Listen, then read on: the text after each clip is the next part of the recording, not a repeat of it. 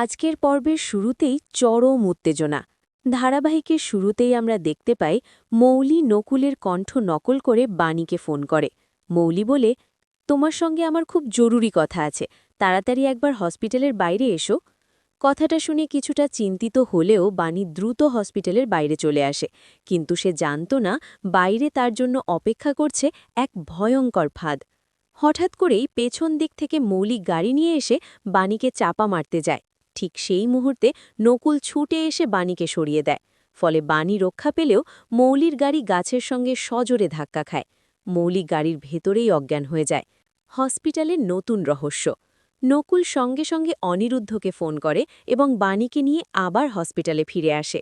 সেখানে নকুল অনিরুদ্ধকে বলে, বাণী বলছিল আমার ফোন পেয়েই সে বাইরে গিয়েছিল, কিন্তু আমি তো বাণীকে ফোনই করিনি।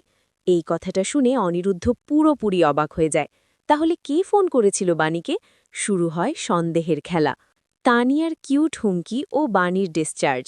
পরের দৃশ্যে বাণীর কেবিনে দাঁড়িয়ে তানিয়া মায়ের কাছে আবদার করে বলে, মা, এবার থেকে তুমি আমাদের কথা শুনবে, না হলে কিন্তু আমি ডাক্তার আঙ্কেলকে বলে দেব।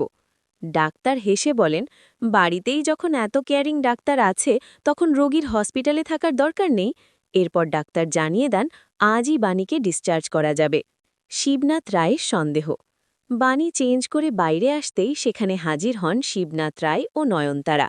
বাণী কিছু বলতে যাবার আগেই শিবনাথ রায় কড়া গলায় বলে দেন, আমি তোমাকে কিছু জিজ্ঞেস করিনি, তাই তুমি কিছু বলবে না।